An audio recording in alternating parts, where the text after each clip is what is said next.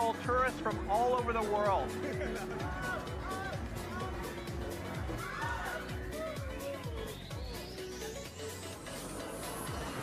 It's easy to see why Songkran is Thailand's most popular festival. I want to go and check out the more traditional side of Songkran to get a better sense of the importance of water to people here in Thailand.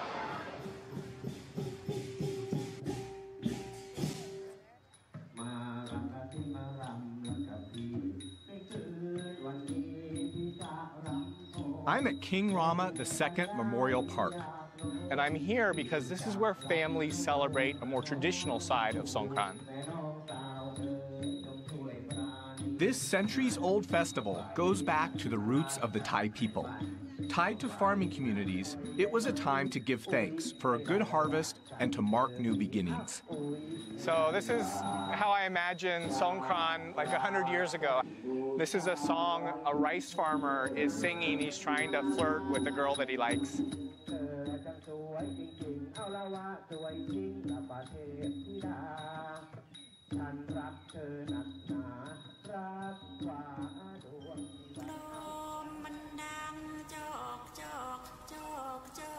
This is the original way of celebrating the Thai New Year, where water is used as a symbol for both cleansing and renewal.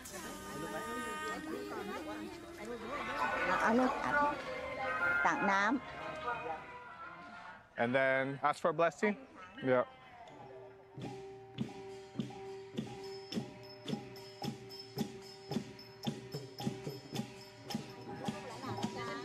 Water is also used to honor one's elders and get their blessings in return.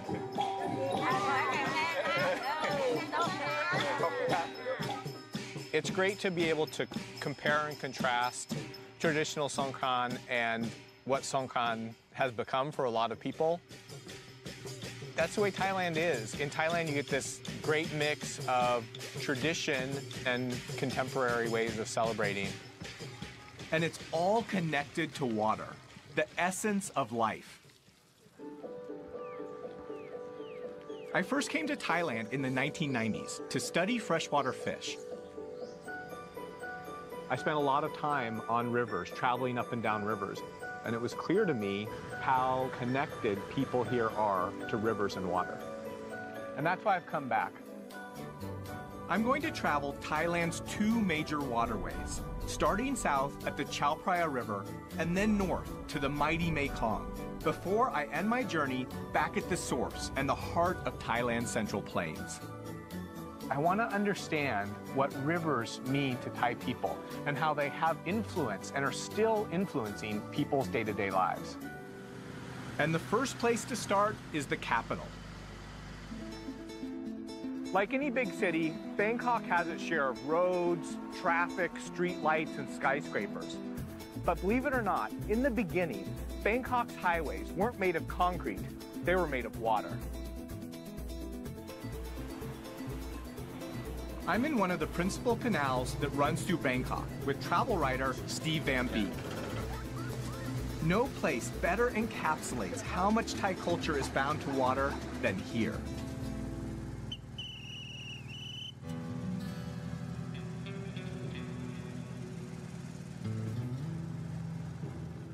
This is the postman? Yeah. Sawadee krap. Can I send a postcard? Yes. Yeah. So just like a normal postman, he has his bag of mail and does a couple miles on the river every day. My friend doesn't live on the river. Is this okay? Yeah. Khop khun krap.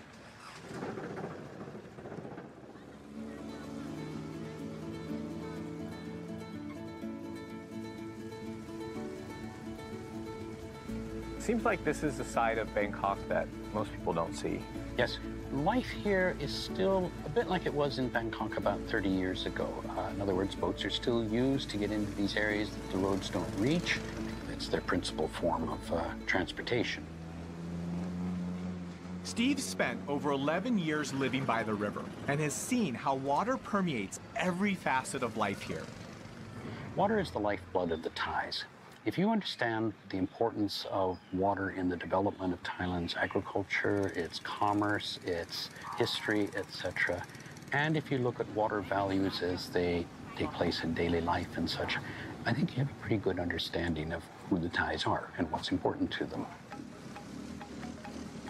I can see why Bangkok was once called the Venice of the East. Most of the city once consisted of a labyrinth of canals that were built hundreds of years ago.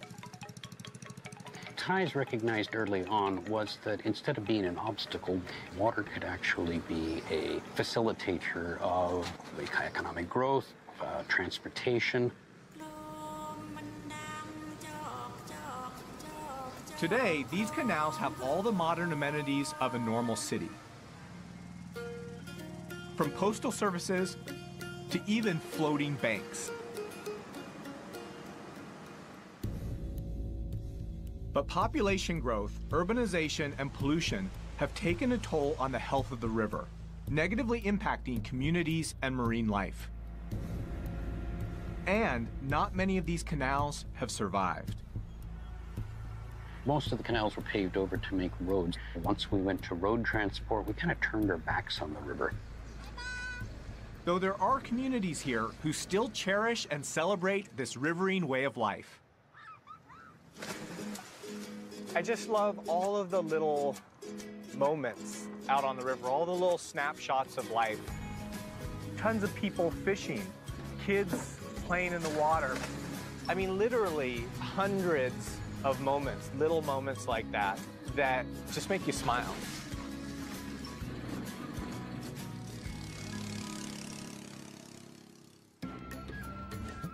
Thailand's waterways aren't just a conduit for transport and trade.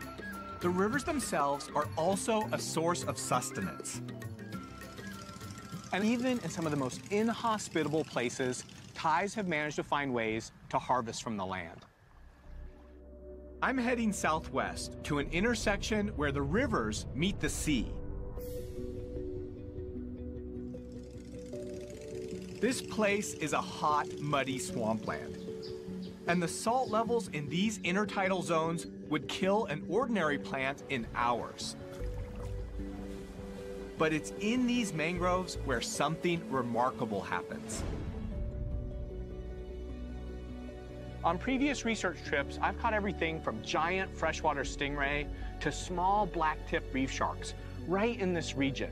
It's one of the most biologically rich and complex ecosystems on Earth.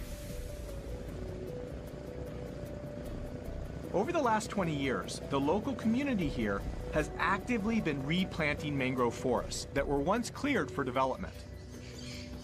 And as the forest has come back, life in this area has come back too. And with the life, people's livelihoods. During high tide, this entire area is underwater. Even so, local people have found some ingenious ways to make use of this piece of real estate. And it all happens at low tide. As the ocean waters recede, they leave behind mudflats that extend far out to the horizon. Impossible to cross by boat or on foot. People here use these giant wooden skis or surfboards. The same way that you might use snowshoes to move across the snow, people use these big boards to mud surf, to move across the mud to collect small clams. Clams are a vital source of income for the community here, and an amazing example of how Thais use the river systems both during the dry and the wet season. And I'm gonna find out just how it's done. Okay, let's give this a try. Time to get dirty. So, surfboard in the mud, pail to collect clams. Oh, like that. Okay. Oh, my leg's a little long. Here, Okay. feet here. Just go. Oh. Wait, how do I go turn the other way? โอ้ยเก่งเก่งเดี๋ยวมาทางนี้ฮะมาละใช่ใช่ Oh, I thought it was going to be easy. It's difficult to turn. Watch the professional do it. Oh, there we go. It's like swimming in a big bowl of chocolate pudding. How do you find where the clams are? How do you know? เขาจะมีรูอ่ะมันจะมีหอยมันจะรูแล้วเราจะมองเห็นได้แบบนี้ So I'm just looking for holes, and then where there's a hole, feel down. Oh, got one. I found one.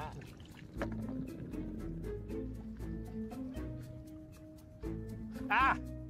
Reaching down in the hole, more often than not, I didn't get a clam, I got a crab. And as I grabbed onto the crab, they grabbed onto me. Ah! Gotta watch where I put my fingers. The clams we're collecting in Thailand's intertidal zone are blood cockles, small edible shellfish that grow to about 2 inches. This is hard work. It's about 95 degrees, and the sun is pounding down on us. No. But I have about 5. Hatua. In 4 or 5 hours, how many? Can you get a bucket full? ถ้าเก่งๆก็ได้ประมาณเป็น10 กว่าโล10 กว่ากิโล 10 kilos, 20 pounds of clams in 4 hours, if you're good. But so far, I only have 6.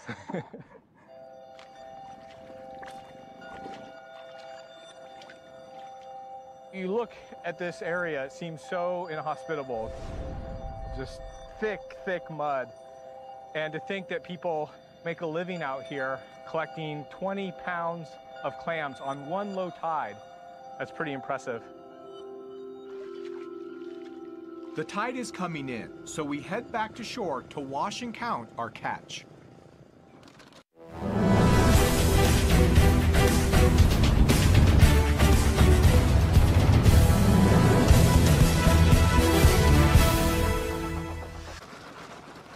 So how much can you sell these for? Lola tarai cup? 100 baht. 100 baht. So about 100 baht. So about $3 for 1 kilo. I've only collected half that, $1.50 on the market. But now that my work's done, it's time to cool off.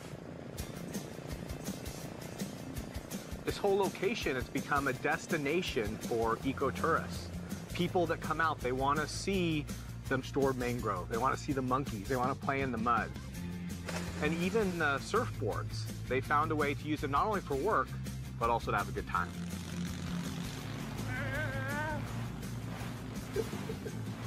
After hearing what's happened out here, it's a real success story. Families moving from cities back out here to start ecotourism businesses. Just goes to show me how resilient these mangrove ecosystems can be if given half a chance.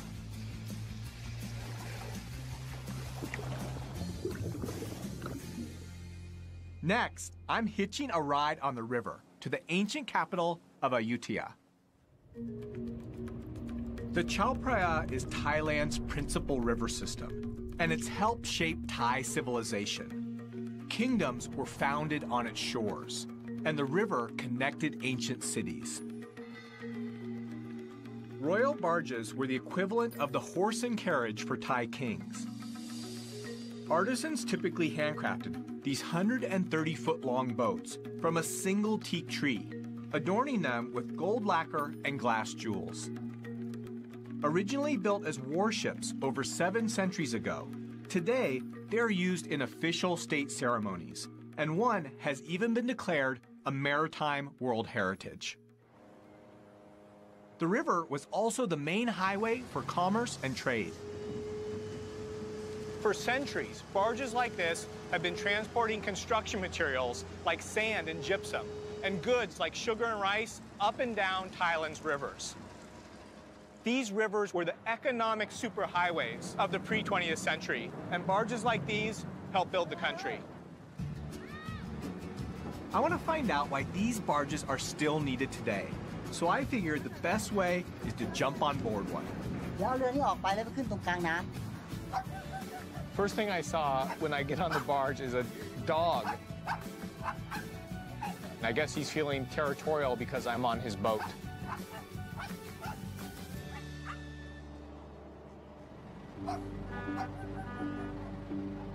Now that we're all loaded up, we have a long, slow journey ahead of us. It's going to take us over 20 hours to cover just 62 miles. Which is pretty crazy if you think about it, because a truck could cover that same distance in about 2 hours. We're heading toward the city of Ayutthaya. Only 100 years ago, this river was filled with thousands of barges.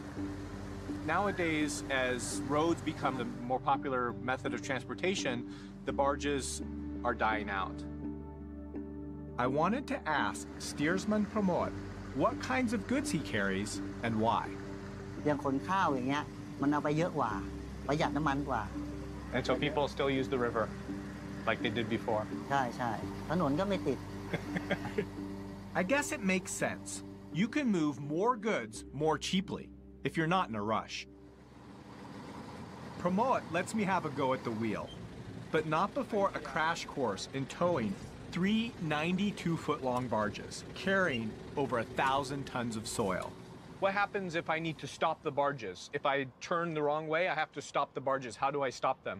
แต่มันไม่มีเบรกเวลาจะเบรกเราต้องถอยเข้าเกียร์ถอยหลัง He says no brake.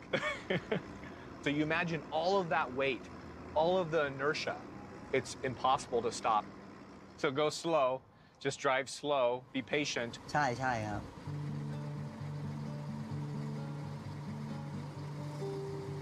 How long have you been driving the barge?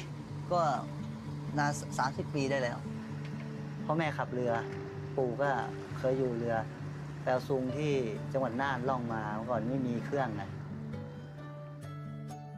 With only a paddle, it's a 400-mile journey that back then would have taken over a month.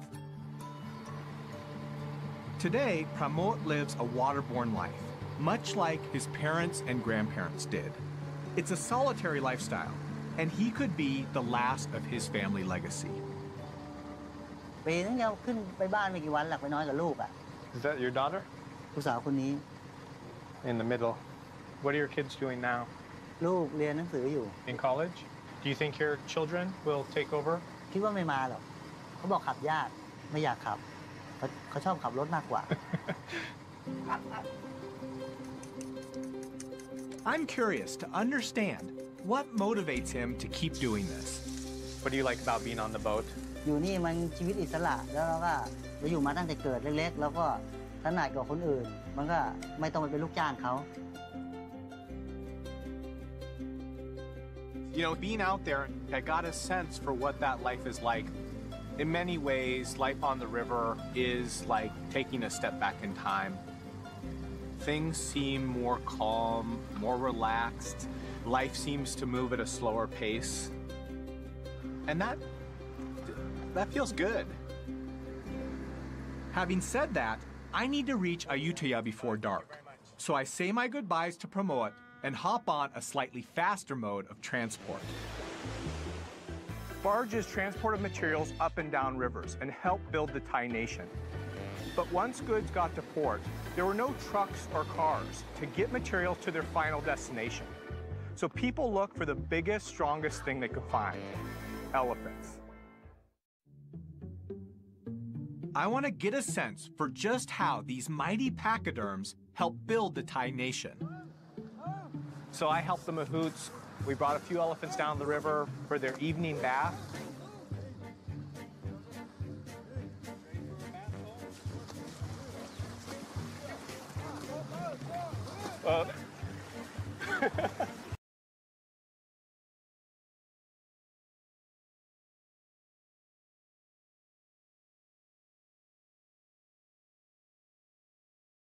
Lower pace. And that feels good. Having said that, I need to reach Ayutthaya before dark. So I say my goodbyes to Pramod and hop on a slightly faster mode of transport. Barges transported materials up and down rivers and helped build the Thai nation. But once goods got to port, there were no trucks or cars to get materials to their final destination. So people looked for the biggest, strongest thing they could find: elephants. I want to get a sense for just how these mighty pachyderms helped build the Thai nation.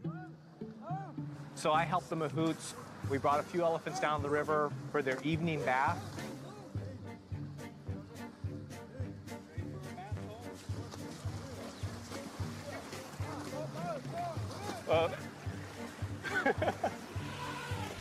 Elephants, they're just these massive, intelligent animals. There's just something about an animal that big and that strong that you have to respect.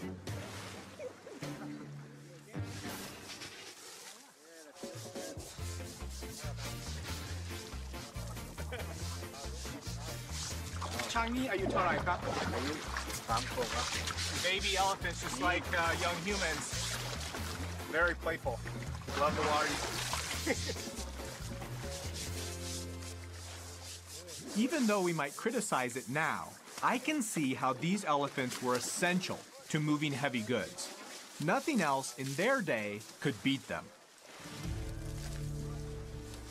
In northern Thailand, the logs would be cut and elephants would carry them down to the river. The logs would be floated all the way down to Bangkok, a journey that could take up to 5 years. When Thailand banned logging in the late 1980s, the elephants and their mahouts were left without a source of income. And there was a problem until recently in Thailand. The mahouts would take elephants into big cities and keep them up long hours, a lot of times all night, to beg for food from tourists. So the camp that I visited rescued elephants from unhealthy situations and provided them with the food and the care that they need to keep them healthy. Considering there aren't a lot of other alternatives, it's one solution.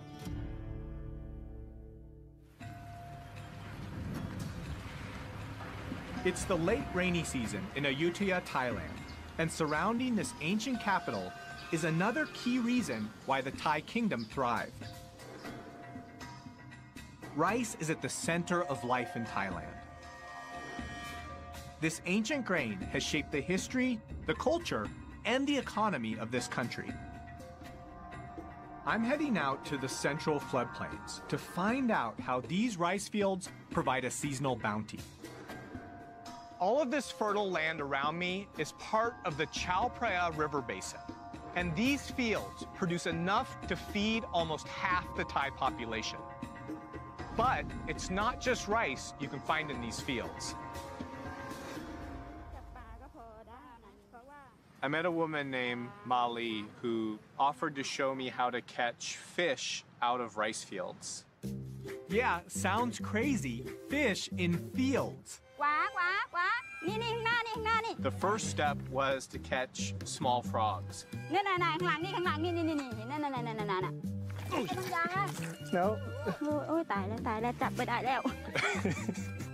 Got it, I got it.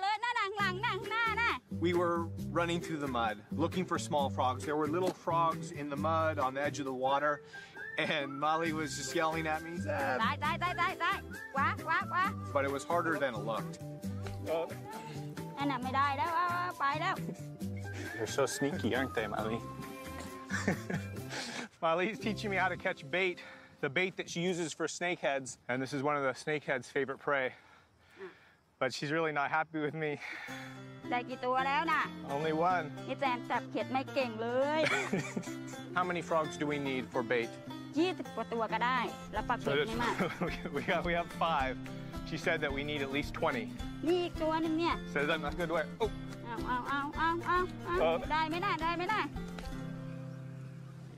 We finally got enough frogs to start fishing. It's very simple, just a small piece of bamboo, a string, and a hook. And Mali makes these herself at home.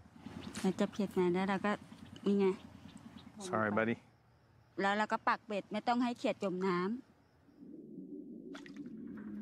We're fishing for snakehead. It's one of the more common fish in the rice fields.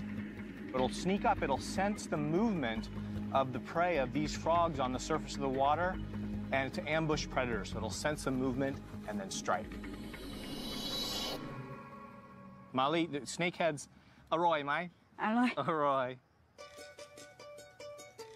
The whole process is just so simple. Molly is someone, she doesn't have a lot of resources, and yet she's come up with a way to get the food that she needs, both for her family and to sell, from very simple instruments.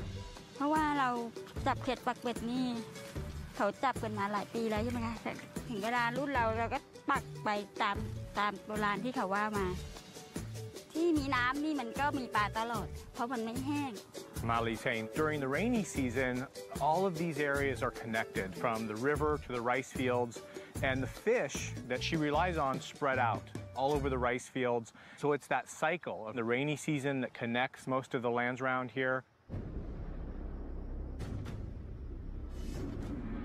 And it looks like we finally got a bite. It's amazing to me that we've just hooked a fish in the middle of a rice field in Thailand. ดึงขึ้นมาเลยดึงขึ้นมาดึงขึ้นมา Oh, big one. There we go. So look at that. So a striped snakehead. This is one of the most common rice field fish, and this one's over a foot long. Mali says that in a night, she can catch 10, or in a good night, even 20 of these striped snakeheads. Good catch. It's a good one. มีความสุขไหม มีความสุขจ้ะ Look out. In the bag. Go check the other rods. ได้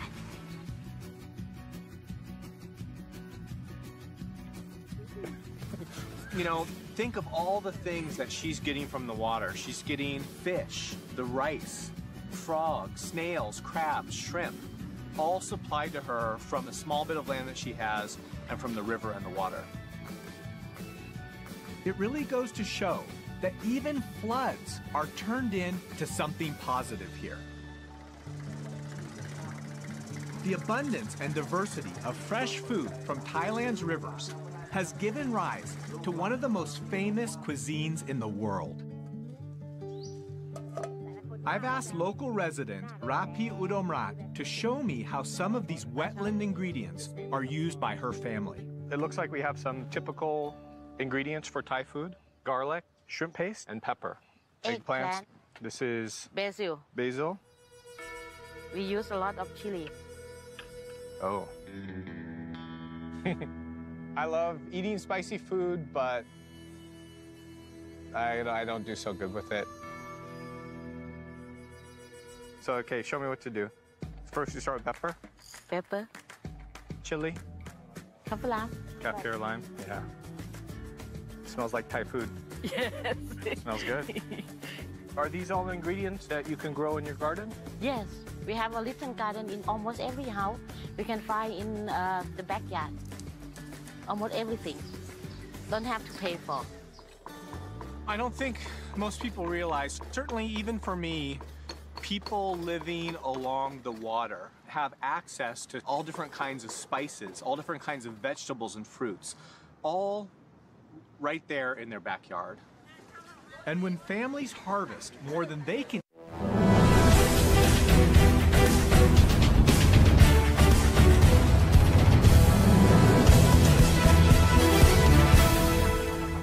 the river itself provides the space to sell it. When we almost finish, we feel sticky. Yeah, it feels sticky now. You like to try it? Sure. Oh. Is it spicy? A bit. For Thai. ฝรั่ง I don't know. Wow. Yeah, spicy.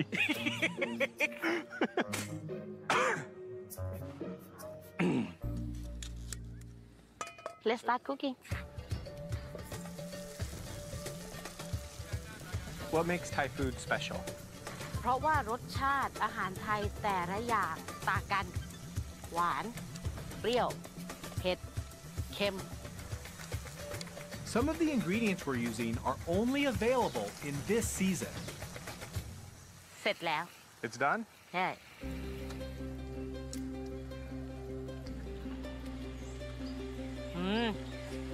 Very good, yeah. We're heading out to have our meal on a boat with Rapi's aunt. I want to find out how families here utilize this seasonal bounty. Some curry. Thank you. Were there a lot of fish in the river back then? ปลาเยอะมากพอน้ำขึ้นมาก็จะมีปลาเล็กๆเราก็จะสามารถจับปลาด้วยมือเปล่ากุ้งแม่น้ำด้วยทานจนเบื่อ She has some great stories about what it was like living on the river when she was younger. There were so many fish and crabs and shrimp that they would get tired of catching them. Too many to eat. There's some simple ingenuity to life here. People harnessing the river, channeling the rice fields, learning how to get food from around their house from the water. It's something that people in cities nowadays, we just don't get to experience. We get most of our food from supermarkets. I would love to live in Thailand. I love the idea of having a place in Thailand on a river somewhere, growing my own fruit and vegetables, raising my own fish or catching my own fish. I'd love to do that someday. It's November and the start of the dry season in Thailand. As the water levels in the river drop, it becomes much harder for people here to make a living planting rice or catching fish. But even as the river recedes, it gives birth to new ways of harvesting from the land. My journey continues on Thailand's other mighty river that planted the seeds of Thai civilization over 4,000 years ago.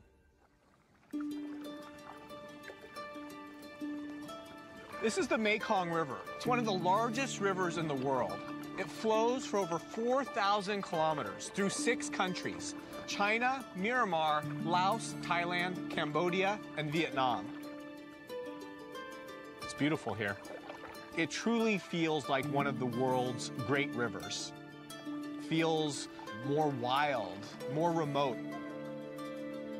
One of the reasons why the Mekong River is special is the way the river changes from season to season.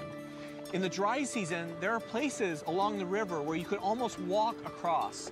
In the rainy season, the water level comes up by over 10 meters, flooding huge areas of swampland and forest. I've come here in the dry season to see how people have adapted to the changing cycles of the river. As the water levels drop, the fish catch becomes much smaller.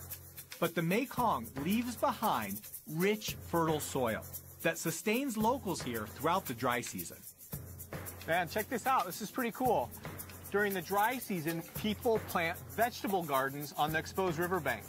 You can see long bean, lettuce, cabbage, tomatoes, cucumbers, all in this one plot. Everywhere I look, I still see fishermen casting their nets. So I join a local fisherman, Lung Son, to find out how even at this time of year, people manage to catch fish. First up, the quintessential cast net. Just like that? It looks easy, but it's complicated. So the idea of a cast net, you sort of twist your body, you throw it out, the net expands into a large circle and then drops in the water and sinks down, trapping whatever fish are below the water. Yeah, but it's gonna sink into the river. How do I? Okay, here we go. You ready? Okay, 1, 2, 3. Oh, I caught a boat.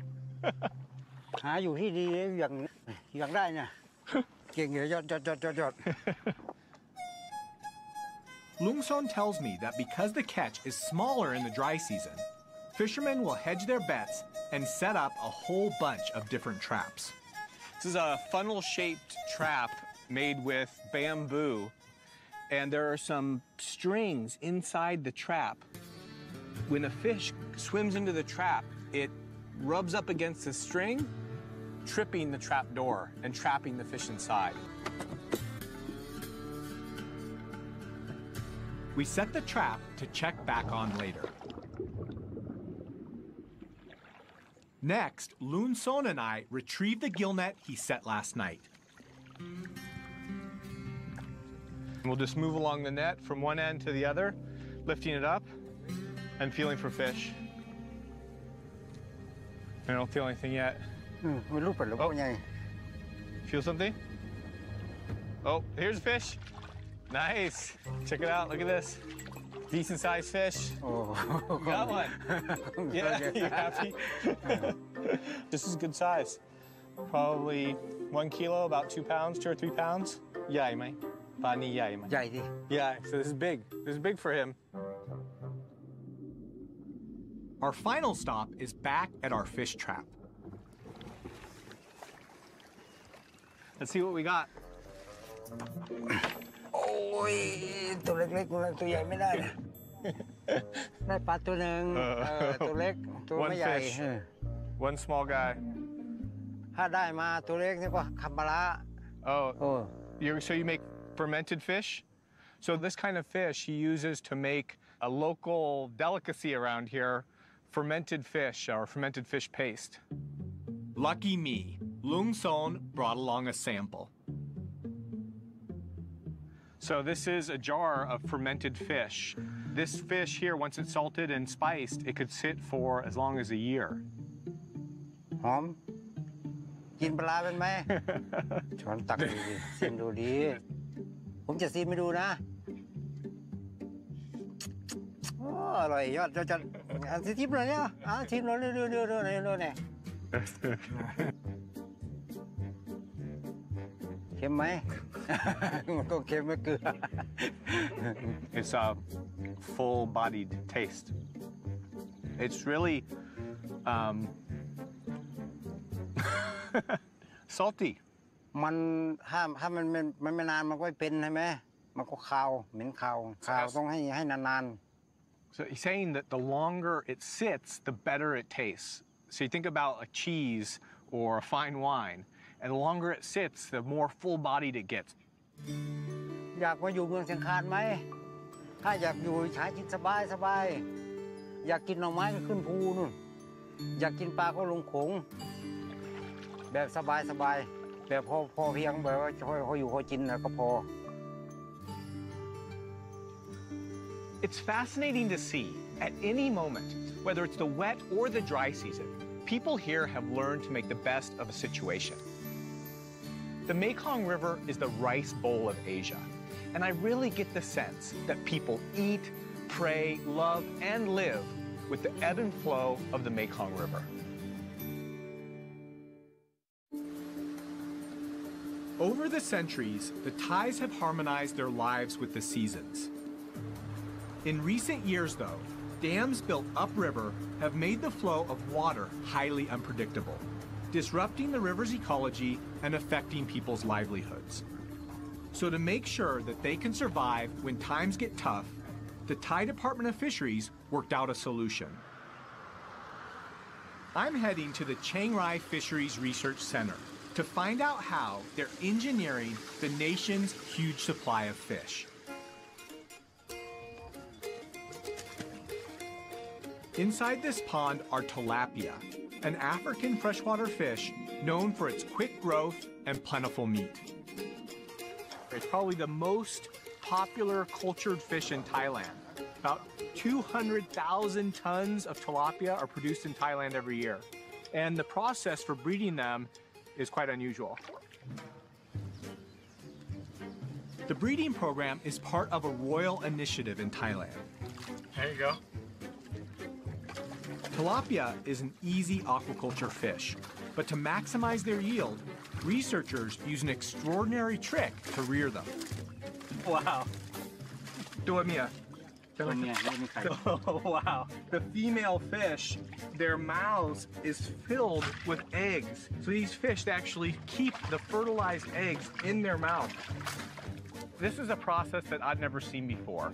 And so what we're doing is we're removing these young fish from the mouth of the adults as part of the breeding process. So how do we get the eggs out of the mouth?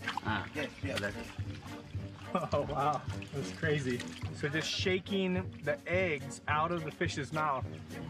Oh, here. Oh, wow. Yeah. I mean, 200 or 300 young fish in one adult's mouth.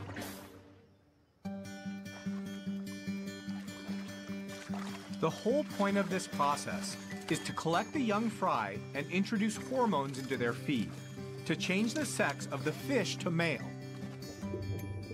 Male tilapia grow much quicker and larger than females, which equals more fish for farmers to eat or sell. This center is an amazing example of just how much Thai people rely on fish and water. And it's this sense of connection that has led to the call to preserve the country's wild water havens. I'm heading back to the Central Plains to look at a conservation project at the heart of Thailand's river systems.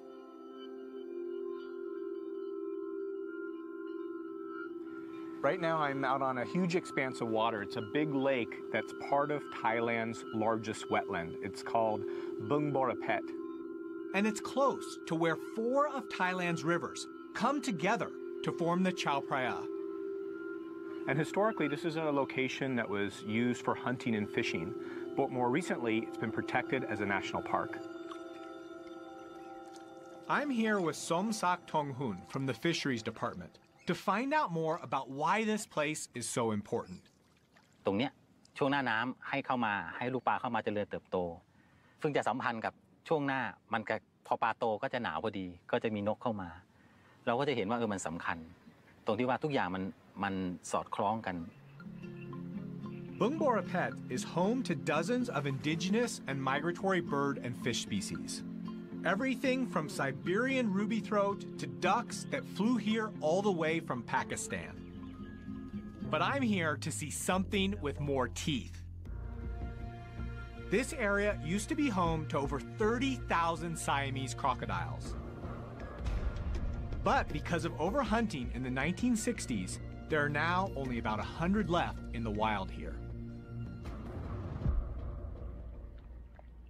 Are crocodiles important to the Mغامrāt ecosystem? จระเข้เนี่ยนะครับถ้าพูดถึงในแง่แล้วเนี่ยเป็นสัตว์ที่ช่วยควบคุมระบบนิเวศยังเป็นตัวที่จะบ่งชี้ถึงความอุดมสมบูรณ์ Thankfully, conservation efforts here are helping their numbers rebound. I've visited a lot of places in Thailand, been to a lot of different rivers, but I've never been here. And honestly, I didn't even know a place like this existed. And it feels like a place where water is very important, the most essential element.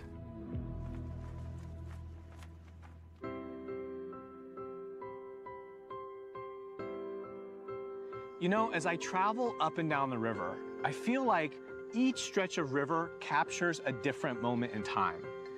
And if I put that timeline together, I can see the past, present, and future possibilities for this country. And I've learned the vital role that water and rivers play in the Thai economy, in Thai culture, and religion. Here in Nakhon Sawan, I've seen how people are starting to think about the river in new ways, how important it is, and taking steps to protect their national